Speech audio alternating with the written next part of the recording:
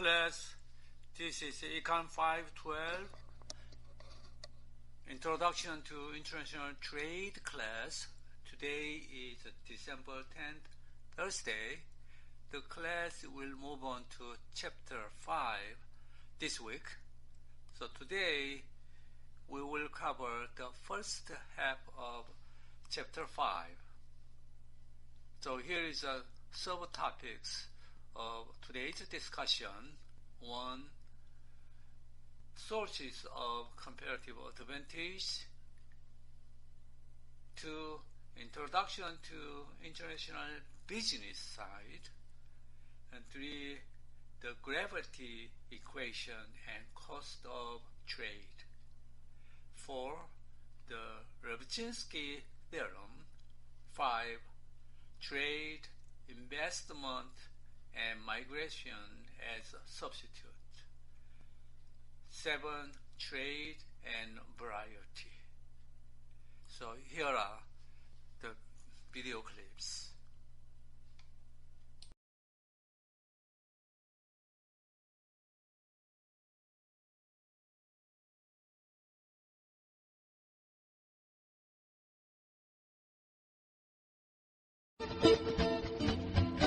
This chapter examines the sources of a nation's industrial comparative advantage by expanding on the concepts we explored in the first two chapters. We then turn our attention to the role of transportation costs and their effect on the flow of trade. As you read this chapter and watch this video, you will begin to appreciate how interconnected factors mingle together to create a country's flow of goods and services on the international market. We begin with a discussion of the factor endowment theory of trade, as developed by Eli Heckscher and Bertil Ohlin. The discussion considers the process of factor price equalization and the impact of trade on the distribution of income. Next, we examine empirical evidence regarding the factor endowment theory. We will also consider the role of economies of scale, overlapping demands, intra-industry trade, and product cycles. The principle of comparative advantage is examined in a dynamic framework, giving emphasis to the role of industrial policy and environmental regulatory policies. We will wrap up our exploration with consideration to the effects of transportation costs on the international trade patterns. It is noted that transportation costs tend to reduce the volume of international trade by increasing the domestic prices of traded goods.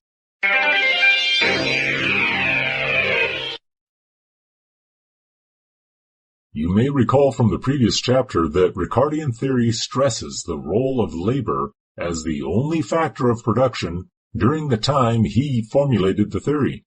As we look at differences in the current international trade positions, we are drawn to the need to identify other factors of production, not considered by Ricardo, and address the same topic from a broader angle, in order to explain how trade influences the distribution of income among factors of production inside the domestic market. This will help us understand why positions for and against concerning trade differ so dramatically between agents of trade. Now let's move to a much later and more advanced stage in the history of industrial development in Europe.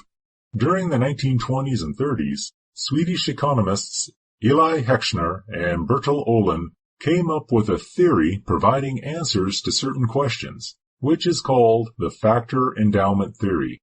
The theory identifies that the initial basis for trade is shaped by difference between pre-trade relative product prices of trading nations. They embraced the utility of production possibilities curves for producers in the trading countries to focus on technology, resource endowments, and product demand within and between countries, not just labor factors. The Heckscher-Ohlin theory postulates the assumption of proximity of technology and demand between subject countries. But production possibilities curves are determined by technological conditions and something else, resource endowments. As we will see, these two simple assumptions limit how the theory fits the real world, and it gives us a beginning point for understanding the effects. As the name implies, The factor endowment theory assigns importance to the way available resources of a country become ultimately responsible for international trading advantages. Those resources can be available workers for required tasks, production technologies, or capital for investments. Increased timber sales in Oregon is a good news, not so good news report on Oregon's lumber industry. State officials say the 2011 harvest is up 13% from the previous year, but that didn't help the entire industry. Timber officials say the raw materials cost pushed up the price for the mills because what was sent was unprocessed wood. David Schott with the Southern Oregon Timber Industries Association says the federal government could help through a bill authored in part by Oregon Congressman Greg Walden. We have a plan that would put, especially the O&C County lands, about half of it, into a trust to be managed for production of timber, creation of jobs, generation of revenue that would more than offset what's lost right now with the SRS, the Secure Rural Schools funds, drying up. Schott says he's optimistic that kind of legislation could pass. With jobs being so ultra important right now, even at a national level, I think there's hope for that bill. I personally would much rather see the lands just ceded to the counties for management. With the upcoming presidential election, Schott says he's not expecting a vote on the Walden-DeFazio bill to be voted on until after the November balloting. This theory approaches the issue from a position of fundamental importance of resource availability for international trade priorities among nations, the concept of which becomes the basis for comparative advantage. If, for example, the Pacific Northwest in North America is abundant in timber products because of the forest lands it is endowed with, and technologically advanced and capital-intensive lumber mills, then it will grow trees and export lumber, plywood, and paper products to locations where these resources are relatively scarce, like Japan, China, and other points in Southeast Asia. The capital-labor ratio demonstrates a comparison of two resources, capital and labor, between two countries. In this case, it is the U.S. and China, with machines and workers, respectively. The U.S. is considered relatively capital-abundant, while China is labor-abundant. These statements give the indication of the products that each trading partner will produce and consume. Simply put, when a resource is relatively abundant, its relative cost is less than in countries where it is relatively scarce. These factors lead to comparative advantages between trading partners.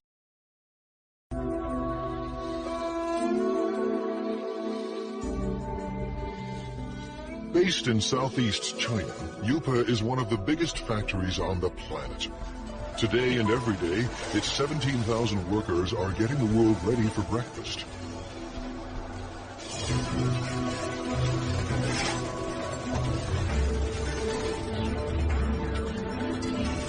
In the next 24 hours, it will produce 1,200 conventional coffee makers. Over the next 30 days, these assembly lines will deliver 210,000 cappuccino espresso machines. In the space of 1 year, nearly 2.5 million coffee makers will pour out of Yupa and into the kitchens of the world.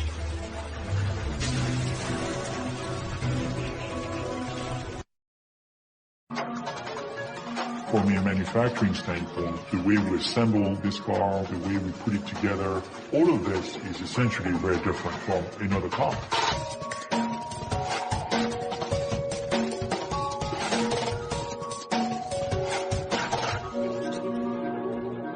The Modernist process stage it all starts with raw material.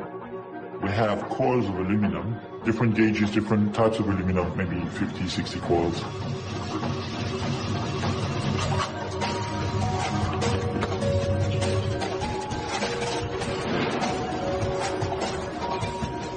We start the process by uncoiling the coils in a special machine we call blanking machine that allows to flatten the metal first and then cut it into flat pieces. We call them blanks. In addition to traditional blanking tools, we're using a laser. And then with these pieces, we feed them to the press lines, these gigantic dies. And the press lines essentially form the panels, boom.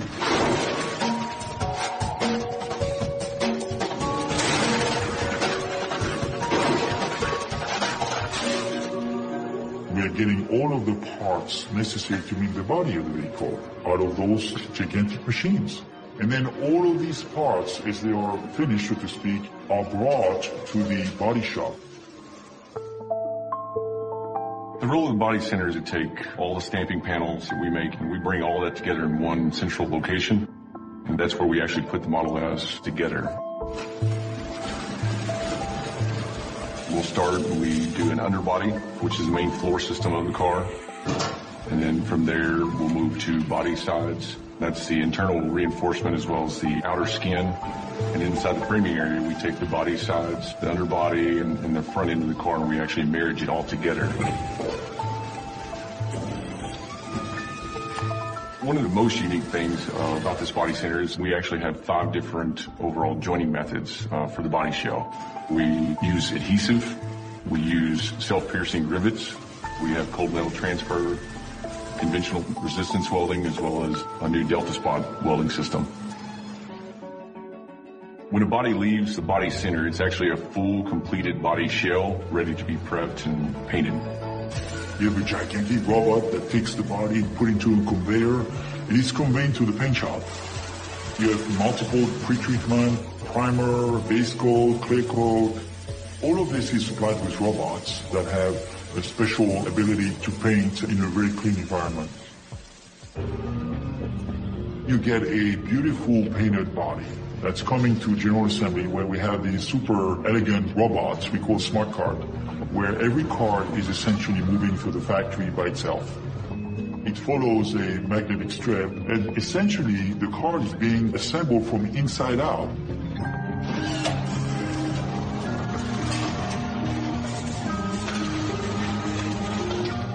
We're utilizing automation to the fullest. We have a variety of robots, from the teeny little ones to huge ones that are able to move the entire body itself.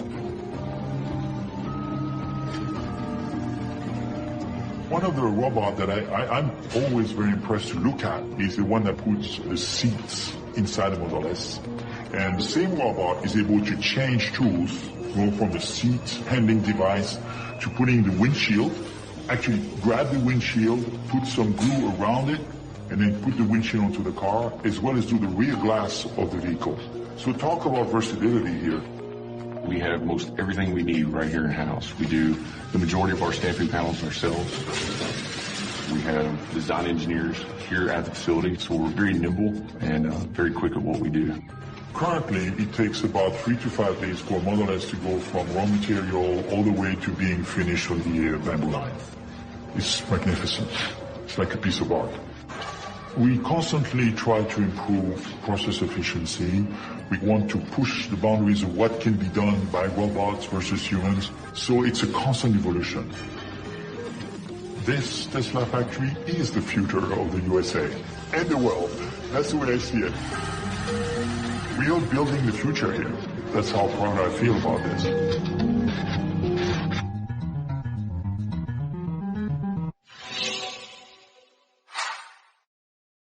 By creating country-specific comparative analyses of capital investments per worker, we can start to understand the allocation of resources relative to money and people in each country. In this case, we have normalized the currencies to real values and expressed them as the ratio of dollars per worker invested in the national economies. According to the factor endowment theory, we predict that the U.S. and Japan have a comparative advantage in capital-intensive products in relation to developing countries and most other industrial countries. How do we use this information? We see that Japan shows indication of high capital investments per worker, as do most of the industrial countries on the list. It is likely that these industrial countries would only have marginal comparative advantages over one another for capital versus laborers ratio. Conversely, industrial countries on the list would approach the developing countries with knowledge of the reversal of these characteristics, leading to a structurally different trading relationship. This shows why the U.S., Canada, and European countries have initiated trading relationships so aggressively with China, where the cost of employment is low, to be applied to labor-intensive, low-tech jobs, like textiles and toy manufacturing.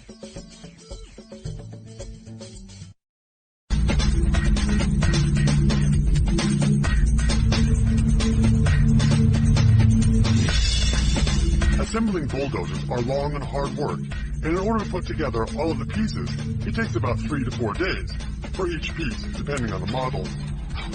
For example, Sergei is now preparing a bulldozer that was ordered by and will be sent to North Africa, to Algiers. This tractor is for export and is a southern variant because it doesn't have a heater. It has an air conditioner. So far we've assembled the engine and the chassis. Then we'll move on to the hood, the sides, and the cabin. Then we'll add the wheels and tracks. After that, we move on to fueling it, checking the transmission and hydraulics, and the bulldozer's done.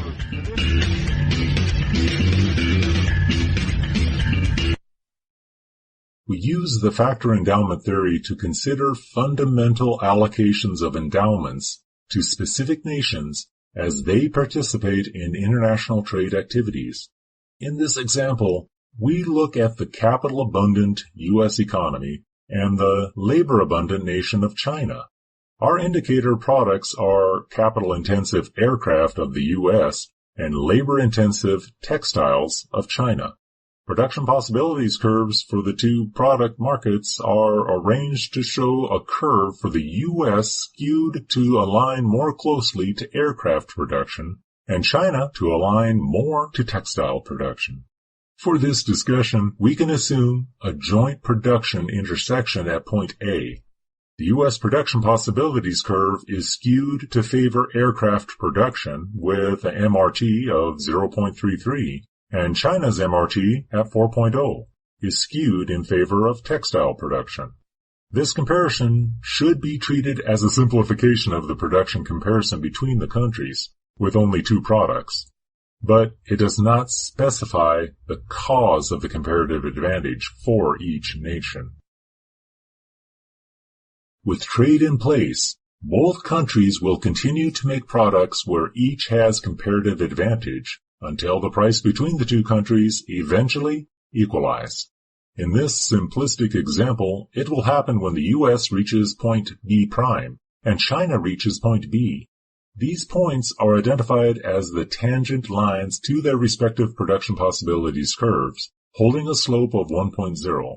This is the long-term equilibrium in terms of trade between countries for each product. Because point C is outside the autarky point A for both countries, we conclude it to be an overall welfare-enhancing solution.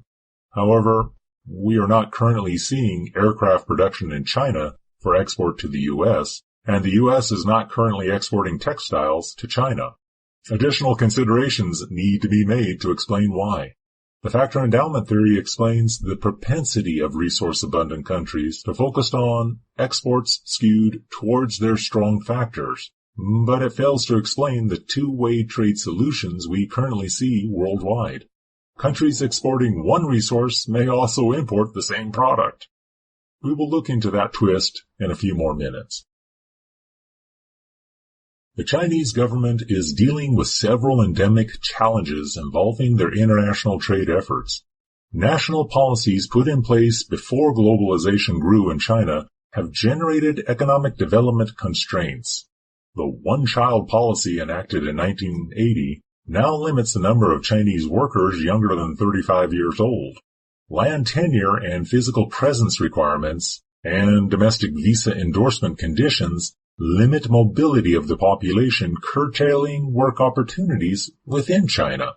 As we look into the factor endowment theory as applied to the U.S. and China trade patterns, we can see how U.S. exports to China are concentrated on higher-skilled industries such as computers, chemicals, and transportation equipment, while China exports are concentrated in lower-skilled industries like electronics, toys, sporting equipment, and apparel. These data give a rough overview of our trade patterns, but they still do not totally validate the factor endowment theory. In 2003, warehouses like this were dominated by steel, products being shipped to and from British Columbia from the Asia Pacific, but really no lumber products were being shipped.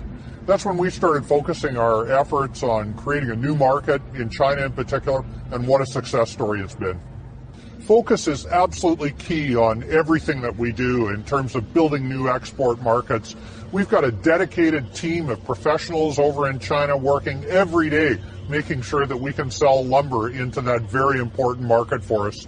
CEOs from all the major forest product companies work together to make sure that we presented a common face to the Chinese. We've learned much about getting into that marketplace, and we know we can replicate that with other industries.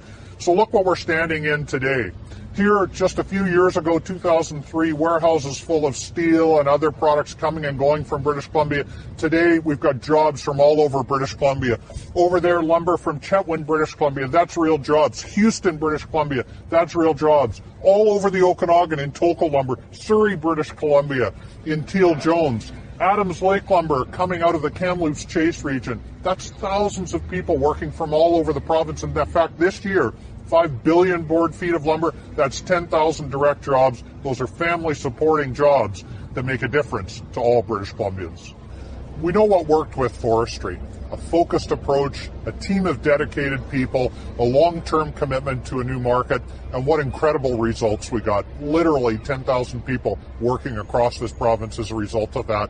We can replicate that with other industries. Things like international education, mining, gas, tourism, agri-foods, all of the different initiatives that we're talking about today have real potential to replicate those same practices and those same principles. And I know that that can deliver real results for British Columbians. We want to make sure that everyone has the best possible opportunity that they can have in terms of new job creation and new opportunities. We're committed to it, and I know with your help, we're going to achieve impressive results.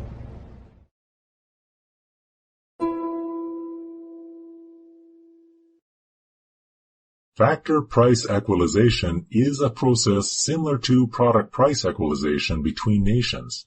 We have been looking at the example of the U.S. producing capital-intensive aircraft and China producing labor-intensive textiles.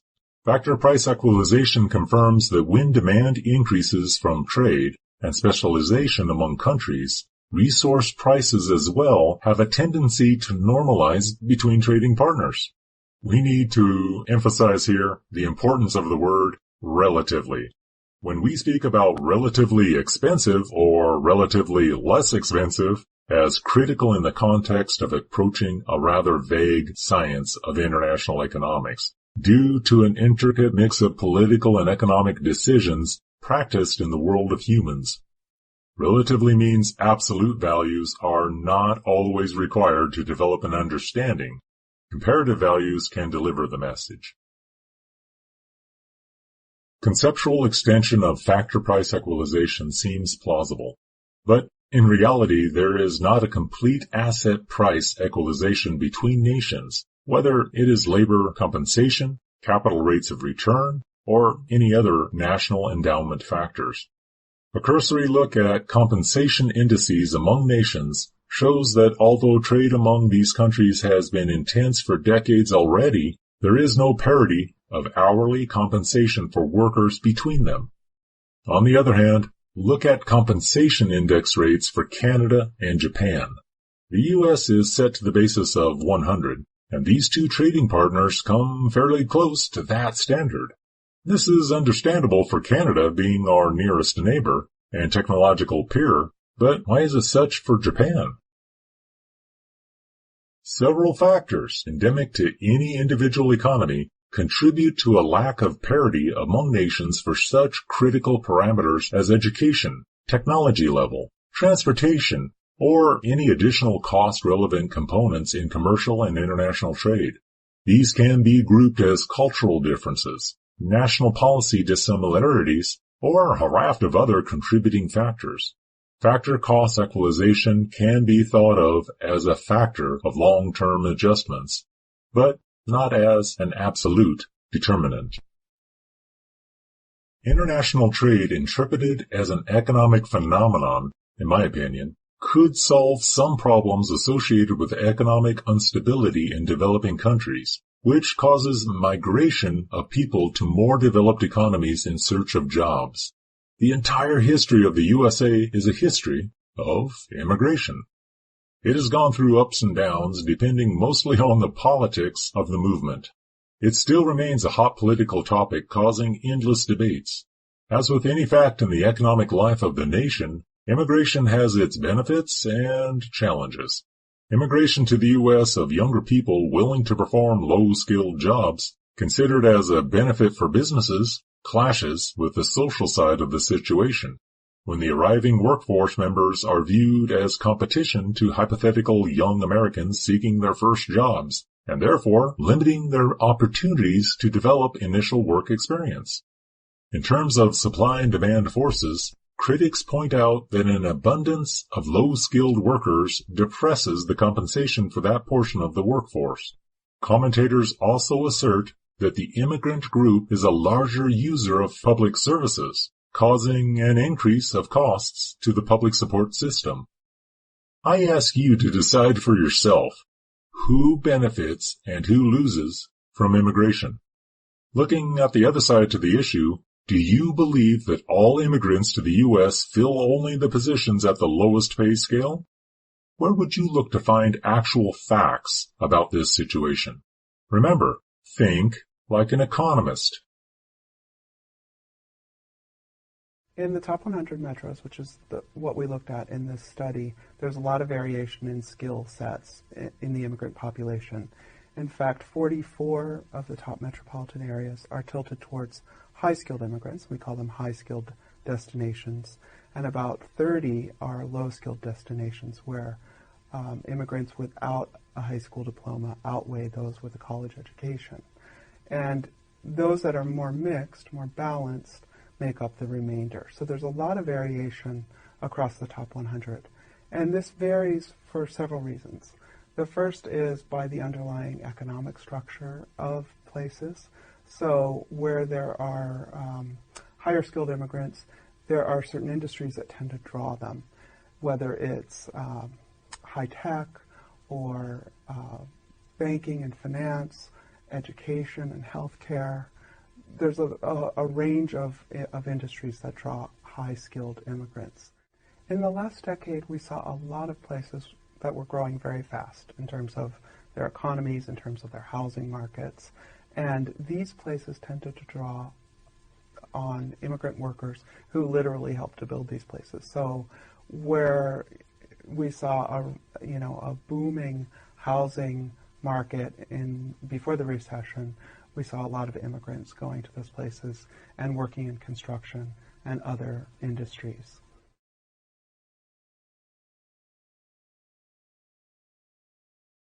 In recent years, there's been a lot of debate over immigration, and a lot of it focuses on illegal immigration.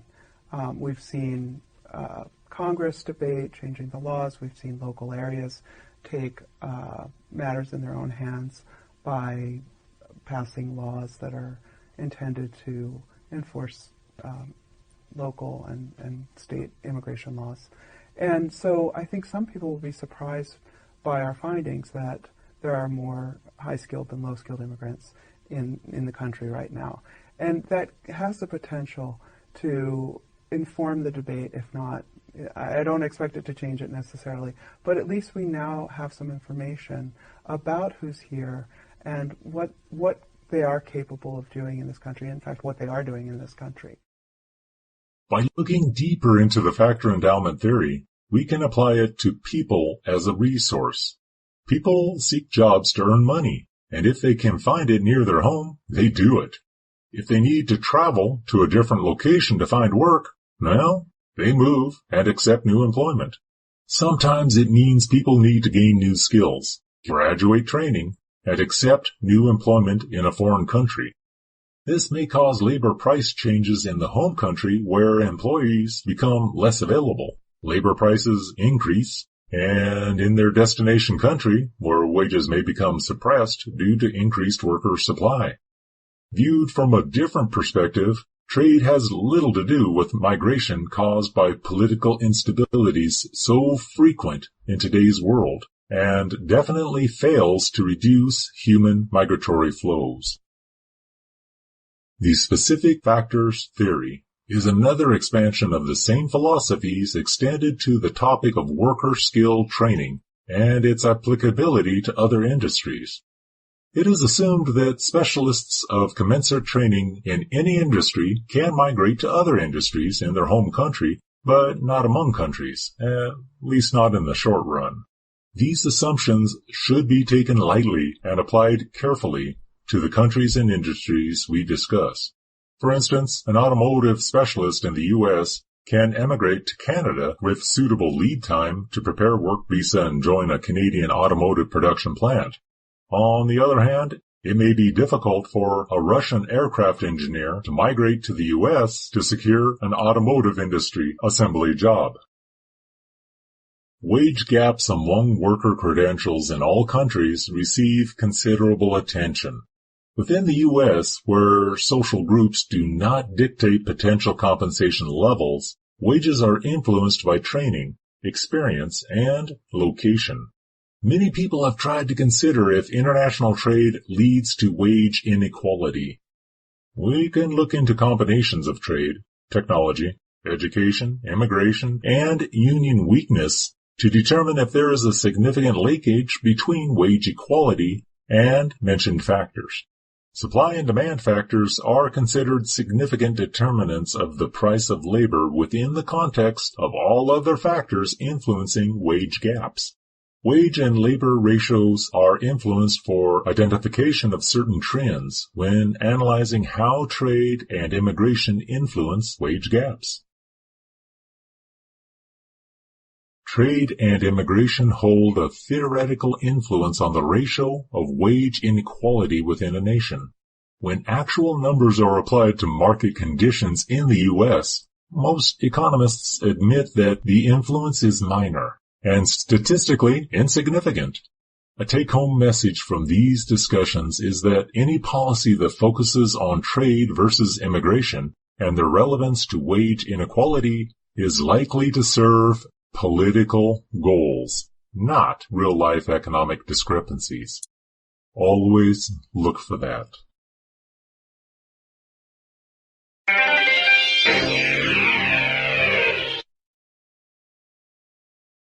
Vasily Leontief, a Russian national who graduated from the University of Leningrad and the University of Berlin and joined the faculty at Harvard University, empirically tested the factor endowment theory in 1954. Leontief found that U.S. exports were less capital-intensive than imported goods, contradicting the factor endowment theory. Known as the Leontief paradox, his findings were repeated in 1956. However, some economists argue that highly skilled labor, viewed more broadly as human capital, contributes to U.S. exports as being more capital-intensive, thus supporting the validity of the paradox. Leontief made empirical conclusions about the future role of human labor as the core factor endowment input. He said, quote, "The role of humans as of the most important factor of production is bound to diminish in the same way that the role of horses in agricultural production was first diminished and then eliminated with the introduction of tractors." End quote. This citation, being technically correct, becomes invalidated in the context of changing economic realities. Human intellect has always been, and still is, the only source of the most powerful contributor to the technological advancement, pushing the cutting edge of skilled labor to new highs, positioning in this way the human mind to the rank of the most valuable capital asset. Skill becomes the source of comparative advantage. Look for ways to measure that.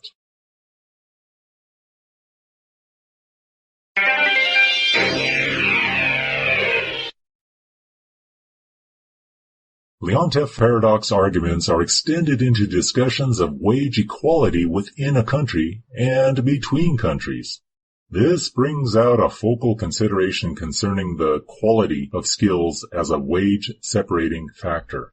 An analyst might look at a firm with 500 employees to learn that 485 are paid minimum wages, while 15 are highly paid. By dissecting the wage patterns in reference to skills, they may find hundreds of agricultural workers to harvest apples and pears manually, with a dozen executives to conclude there is a large degree of wage segregation based on education and performance. Taken to the global scale, countries endowed with highly educated workers are successful when their exports are concentrated in skill-intensive goods.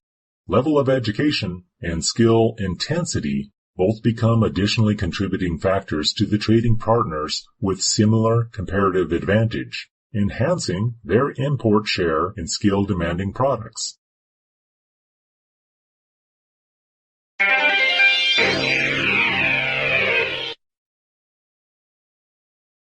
In earlier economics courses, you will remember studying economies of scale. A brief refresher confirms that as production increases, the average cost of production per unit of output decreases. Initially, a production cycle will see extreme benefits to increased production as per unit costs are lowered. This continues at a decreasing rate until eventually the average cost per unit produced levels out. This is the phase of production where unit costs are at or near their lowest. Internal economies of scale apply this point to home market production for each producer. The home market effect takes this progression to the decision-level manufacturing choices involving both domestic and international markets. We see that producers of goods with significant transportation costs will first specialize in products that have a large domestic demand. These producers will locate near their domestic clients, where feasible, to minimize transportation costs to their destination markets. As demand for the product expands to international markets, producers with goods carrying a high transportation cost will migrate to locations near shipping port locations in a continuing effort to reduce transportation costs. External economies of scale exist when a firm's average costs decrease as the industry's output increases. There are several instances when this happens, sometimes caused by autarky clustering, technological advances within the domestic industry, policy incentives, or input material processing enhancements. At its basic level, external economies of scale refer to group benefits from the supply of more efficient inputs to production cycle, from more efficient specialists, reduced transportation costs, streamlined support industries, and government-sponsored R&D efforts. Benefits are best realized when all of these are considered together.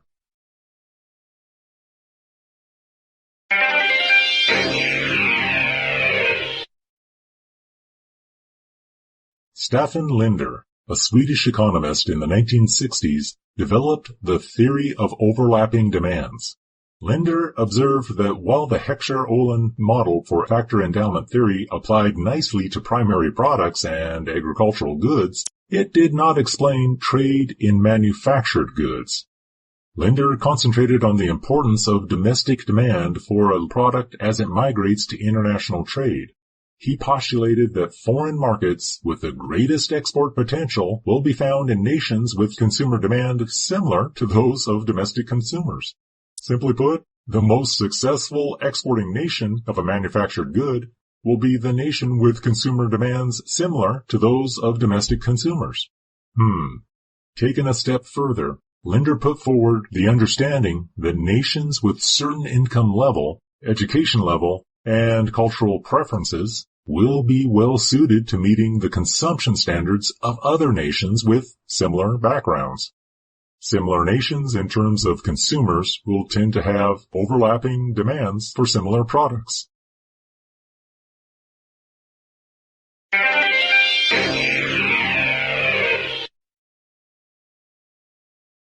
Thus far, our discussion has looked at inter-industry trade examples to demonstrate the evolution of trading relationships between nations.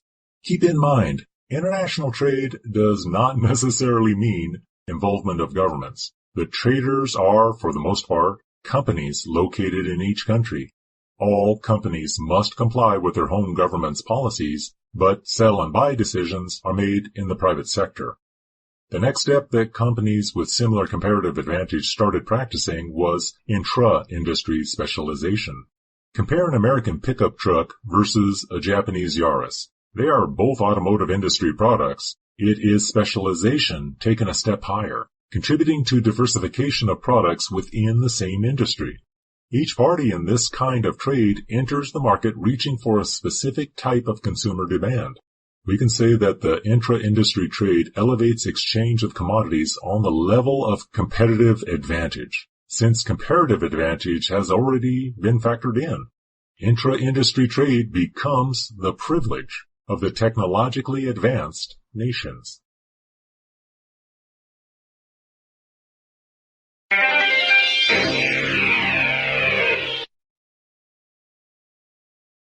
Next, we take a look at technology and its role in comparative advantage.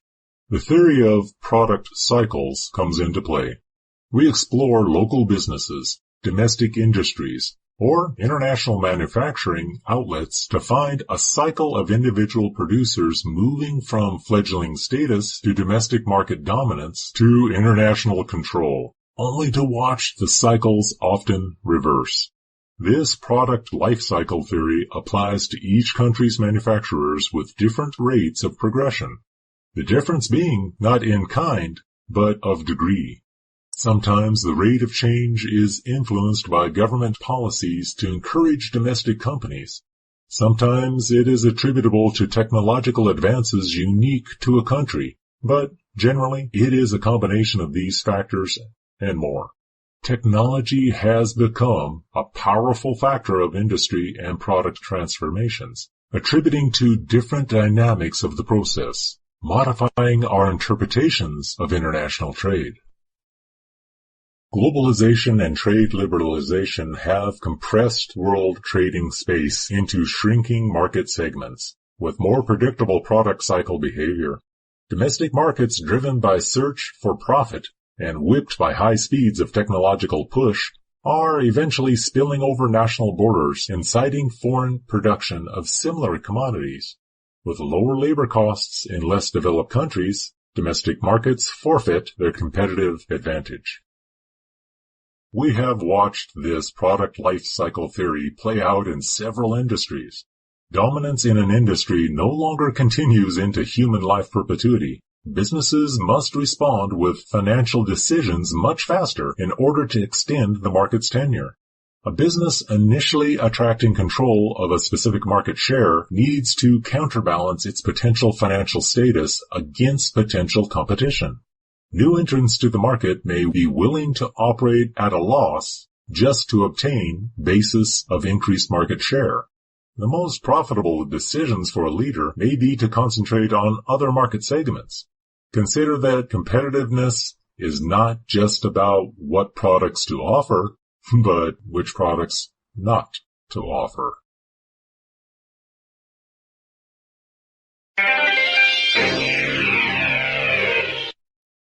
Looking closer into the product life cycle theory, during the new product stage, the product is produced and consumed in the innovator's domestic market. No export trade occurs. In the maturing product stage, mass production techniques are developed and foreign demand expands through exports to other developed countries. In the standardized product stage, manufacturing process moves to developing countries, which then export the product back to developed countries. This cycle demonstrates dynamic comparative advantage. Dynamics of change, as we have mentioned, require businesses to expand efforts aimed at honing the comparative advantage. This is accomplished in several ways, through mobilization of technologies, capital, and skilled labor, and also through industrial policy support, sometimes directly involving government participation. These efforts may come as simple government-backed loans to innovative companies, or more rigorous steps, such as antitrust immunity measures, tax incentives, R&D subsidies, low interest rate loans, or trade protection. Japan has been successful in these efforts since the middle of the 20th century. Other nations' efforts have been less effective. Government assistance to the private sector is a marriage of convenience, lasting only a fortnight. Comparative advantage is best created by the innovating private sector, not government bureaucrats. Government's role is most effective when concentrated on the removal of barriers to free trade.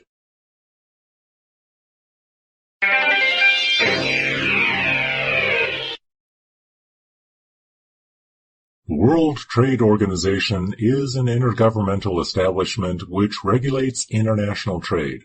Our textbook gives examples of rules as they apply to companies from different countries competing in the same global market. These rules are interpreted, debated, and violations lead to sanctions and penalties for the infracting government and company. It is worthy of your time investment to delve deep into these few pages as you develop a clear understanding of how the WTO interacts with world governments and multinational corporations. Keep in mind that the WTO is not an international government. It is an intergovernmental organization convened by voluntary participation of governments to regulate a fair international trade playing field. Enforcing rules so that the 164 countries which are currently members can trade with one another smoothly. Here's how things work. 1. In theory, rules can be created or altered through a majority vote, but in most cases, such decisions are reached unanimously. 2. Whenever disputes arise, the WTO tries to resolve them through negotiations. 3. If necessary, the organization can even impose sanctions on countries which break the rules. All of this might sound great, but like any other organization out there, the WTO also received criticism because 1. Some citizens believe letting the WTO create rules that their country has to follow is undemocratic. 2. In certain cases, the WTO risks hurting people to protect business interests. For example, poor countries that can't afford expensive patented medicine, such as HIV drugs, had to wait until patents expired before producing or buying cheaper generic versions. Eventually, the WTO enabled them to bypass patent regulations during national emergency situations. 3. In other cases, the WTO ends up being accused by businesses. For example, by pharmaceutical companies which complain that if countries declare a national emergency to bypass patent regulations for more and more drugs, they cannot recover the money they invested to innovate and create these drugs, and as such, research and innovation are discouraged. As can be seen, the job of the WTO is anything but easy, and therefore, controversy will always surround this organization.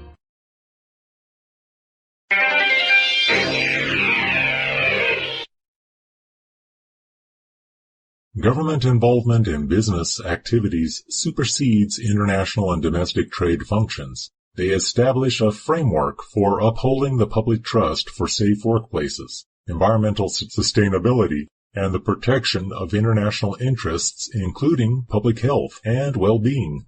Sustained through rules and regulations, laws and penalties, they come in the form of increased costs to the businesses operating within these constraints. Globally, environmental regulations and workplace safety rules are not uniform. In this figure, we can see how U.S. imposition of strict pollution regulations for steelmaking puts the U.S. at a comparative disadvantage to South Korean companies, who export steel to the U.S. at a lower cost, even with transportation included, than the U.S. can supply to their own commercial consumers. The result is a California steel buyer makes a better decision to purchase this steel from South Korea than from the Silver Valley of Idaho, which is only a rail car ride away.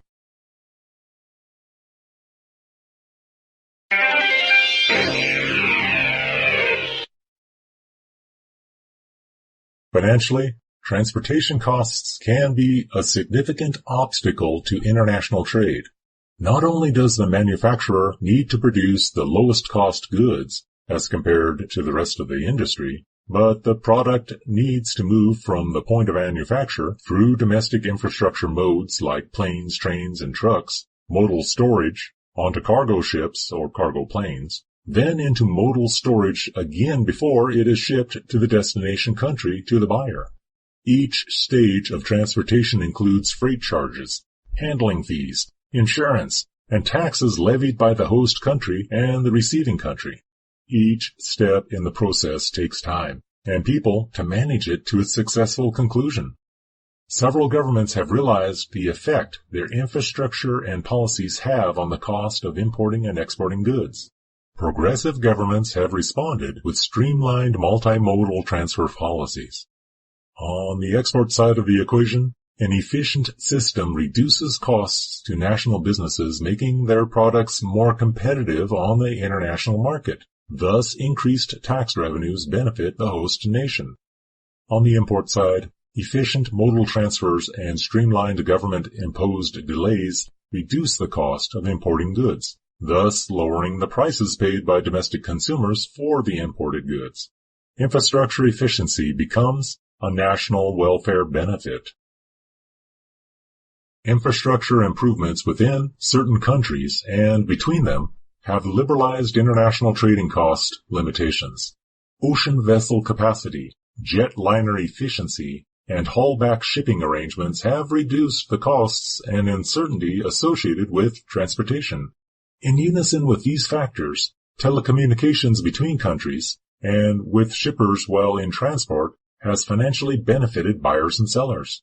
A factor of significant transportation fees comes from fuel expenses that impose restrictions on international trade flows.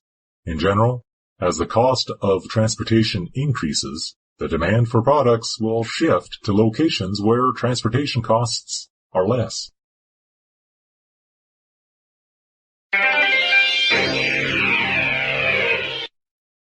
We have discussed a few new names responsible for postulating theories and theorems in international trade.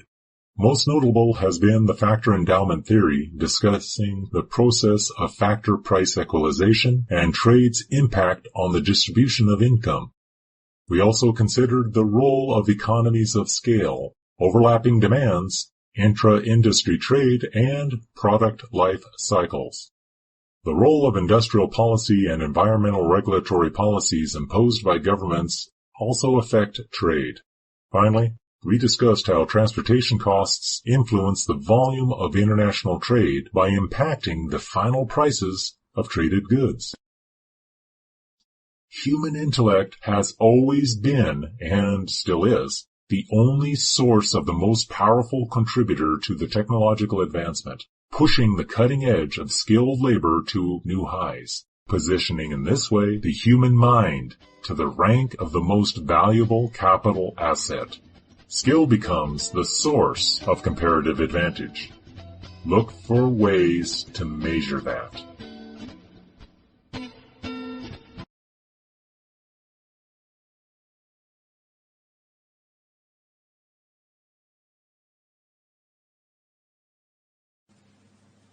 Now let's consider something called the gravity equation, and this is aimed toward trying to understand why the costs of trade are often so high.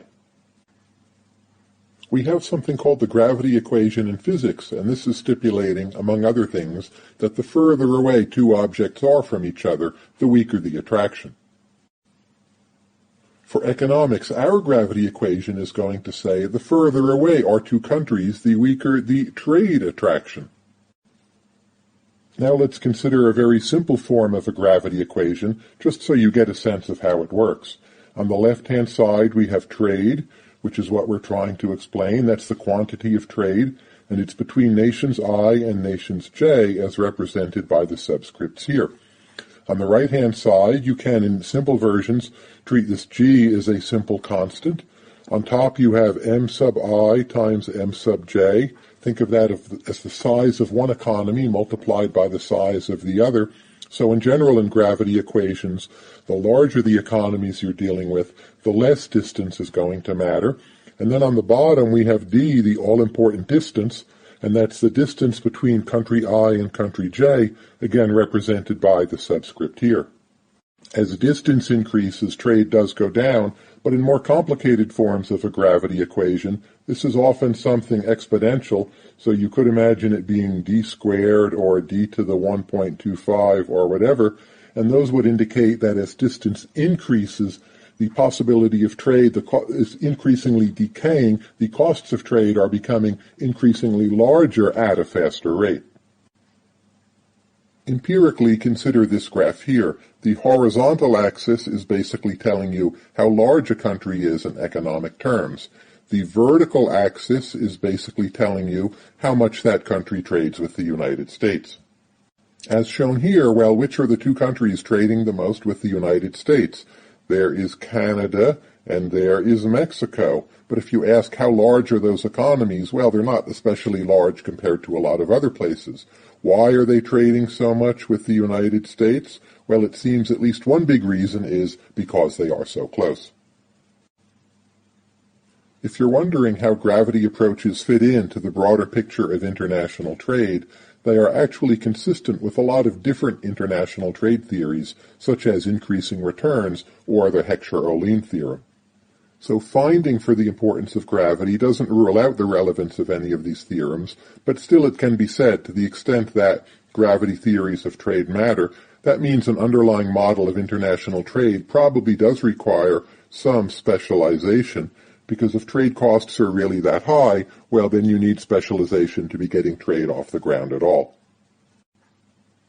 And let's take a look at just how high the costs of trade seem to be in the gravity literature, and let's start with industrialized countries. To take one known estimate, again for developed nations, from Anderson and Wynkoop, the costs of trade across borders are on average about 170%.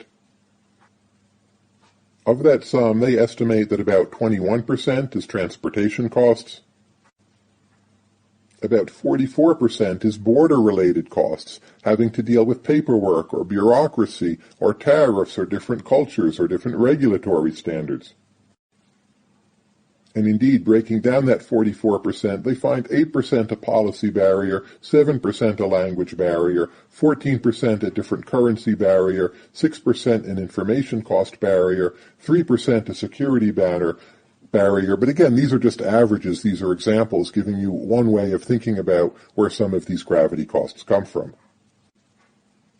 Finally, again, according to Anderson and Wynkoop, 55% of that 170% is coming from retail and wholesale margins as trade crosses barriers.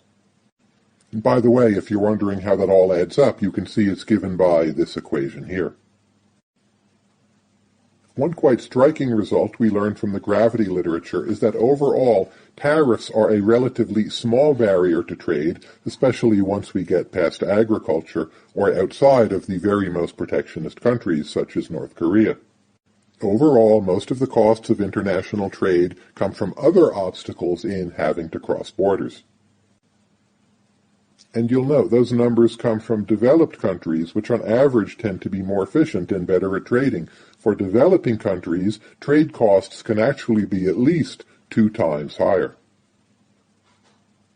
We also find empirically that trade costs vary with the product line, and they can vary by a factor of 10 or more. It really does depend what you're trading, and these numbers are just estimates, just averages.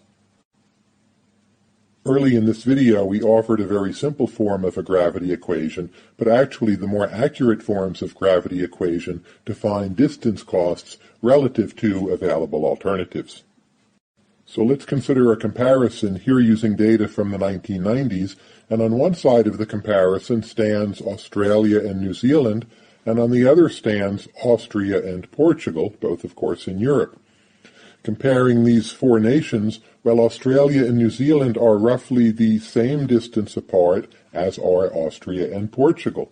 Furthermore, if you're taking the product of the size of the economies or the GDPs, again, this comparison you will get something pretty close to equality. And yet there's quite a striking truth here. In 1993, Australia-New Zealand trade is about 9 times greater than the trade between Portugal and Austria.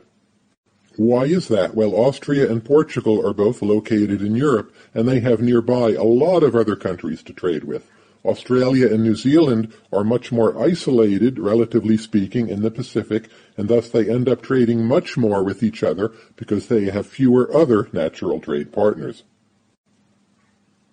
Here's the comparison. Let's take within the United States the average of state-to-state trade, and we're going to divide that by the average state-to-province trade, where by province we mean Canadian province, and on average that figure is about 1.5.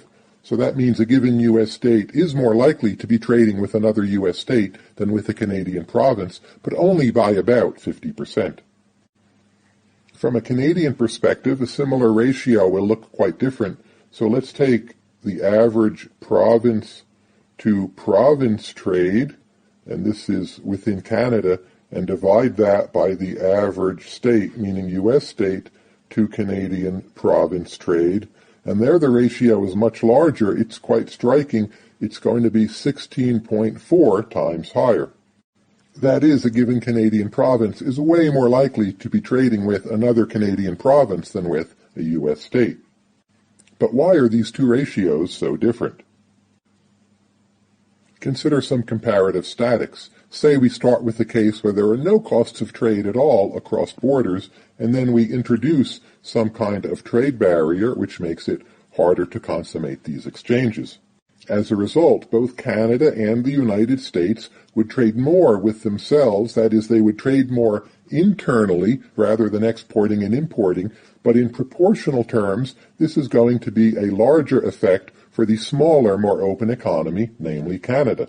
This is part of a broader and more general truth that simply any increase in trade costs will have a larger impact on the smaller and more open countries.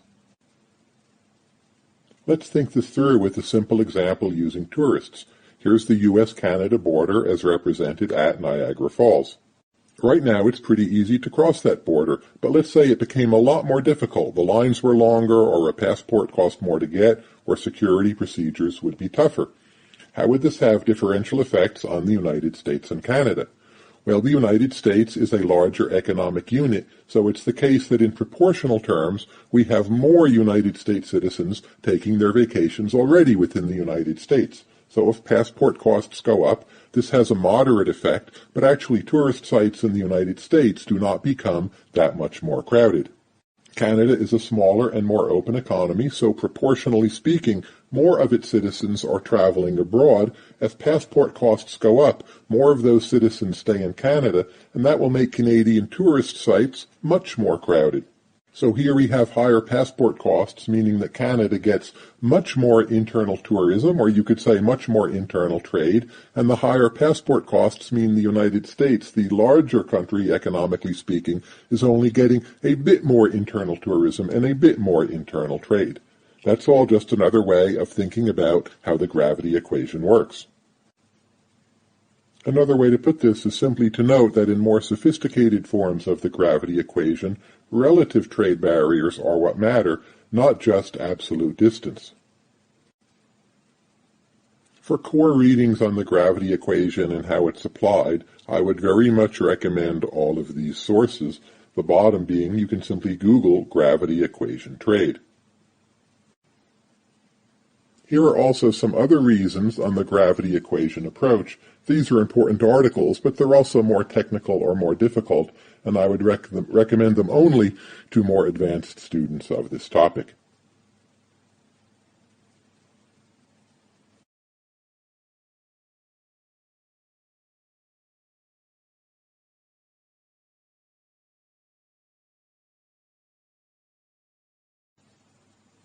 Now let's consider a proposition known as the Ribzinski Theorem. The Ribzinski Theorem basically asks, what happens if a factor of production increases in one country? For instance, imagine some labor migrating into a new country. The theorem says this: if the supply of labor increases in an economy, we then find that the output and exports of the labor-intensive sector go up. Perhaps a bit more counterintuitively, we also find that the output and exports of the capital-intensive sector will go down. Of course, that's for an increase in labor. If we did it for an increase in capital, we would find the output and exports of the capital-intensive sector go up, and the output and exports of the labor-intensive sector would go down. All of this is going to be based in Heckscher-Ohlin-like assumptions, and you can review those in our Heckscher-Ohlin videos. But basically we have a classic 2x2x2 model with two goods, two sectors, two factors of production, and two countries. In this context in particular, I would emphasize that we are dealing with an economically small country which does not influence world prices, so that is going to mean fixed prices for goods and also fixed prices for factors of production. Sometimes the theorem is presented graphically as follows. So on the vertical axis we have the production of computers, which is the capital-intensive good, and on the horizontal axis we have the production of shoes, which is the labor-intensive good. And we have two initial lines. This is called L1. This is called the labor constraint. It tells you how those outputs are constrained by the quantity of available labor. We have another line called the capital constraint. That's represented by C1 here.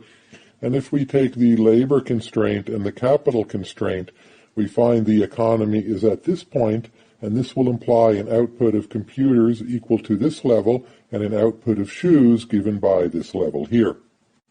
An exogenous increase in labor then shifts out the labor constraint to L2, so we then have this line here, which is out into the right of L1, and if we then combine the new labor constraint with the old capital constraint, we will find we are at this point of intersection. We'll have a new quantity of shoes here, and a new quantity of computers here, and if we compare the new and the old, what we can see is that output of shoes has gone up, and output of computers has gone down, and that is indeed illustrating the basic theorem. Alternatively, consider how this works in intuitive terms, so let's assume, for instance, that some new labor arrives in Guatemala. And now let's think through the steps. That new labor will mean a bigger boost to the production of labor-intensive goods, which in this case is shoes. That's because the more labor you have, well, that aids the production of things which require labor. But now think about it. Think about the ratio of capital to labor in shoe production. It's now the case that the marginal product of labor, the MP of labor, for shoe production, that goes down because we now have a higher ratio of labor to capital in shoe production, and the more labor you have relative to capital, well, that means a lower marginal product of labor, or at least that would be the case if factor prices were allowed to change. But now recall our assumption that the wage is fixed, in general prices are fixed, also the price of shoes is fixed, so prices cannot adjust, so we need in this model to be keeping the MPL, the marginal product of labor, equal to the wage. So how is it that we can get the marginal product of labor back up in the shoe sector? Well, what we need is that capital flows into the shoe sector to restore a capital to labor proportion, which will be consistent with keeping the marginal product of labor constant and keeping the wage constant.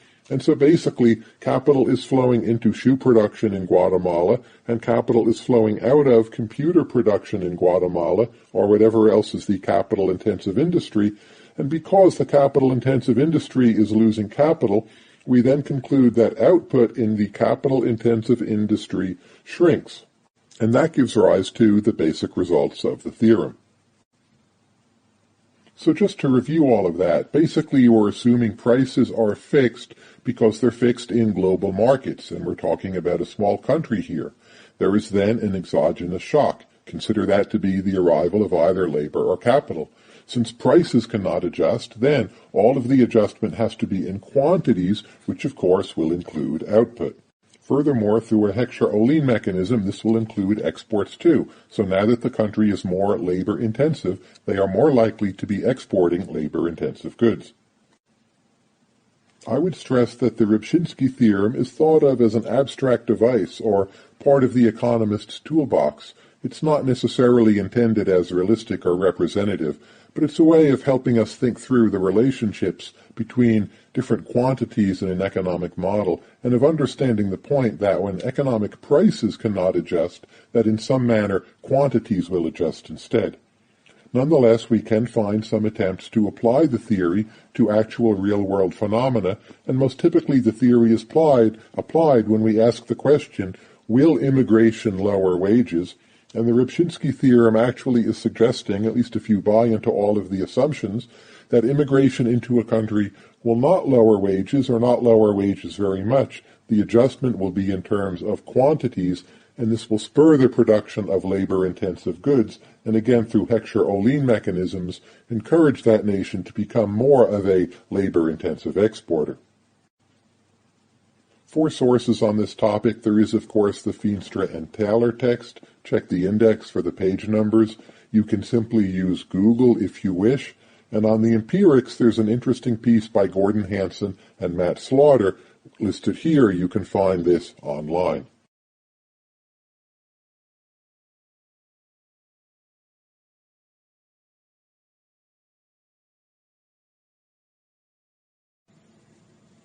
Now let's consider some brief theoretical points on how trade, investment, and migration can be substitutes for each other.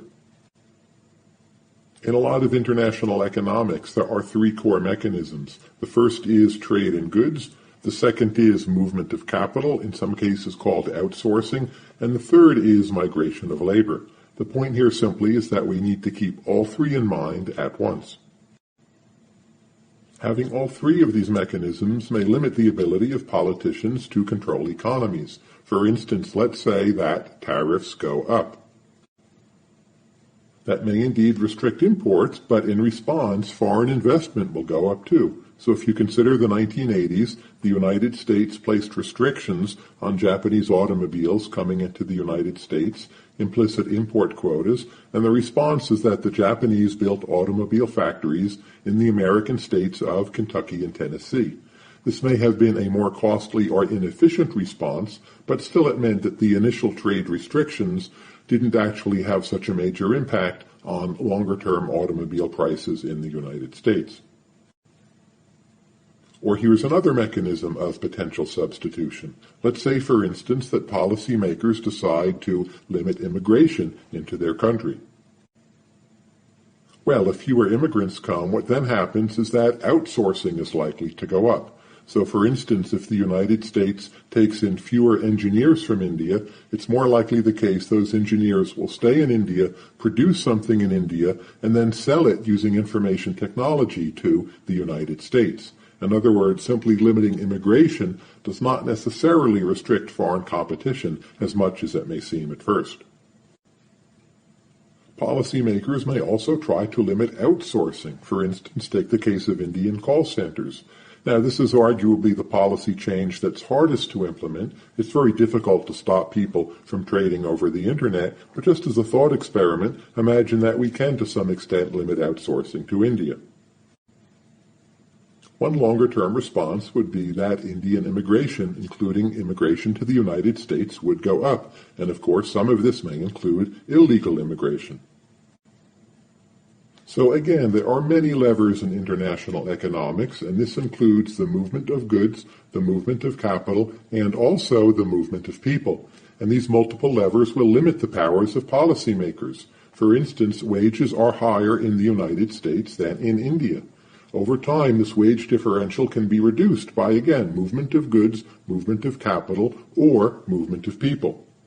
These multiple levers make it harder for policymakers to reduce the narrowing of the wage differential over time.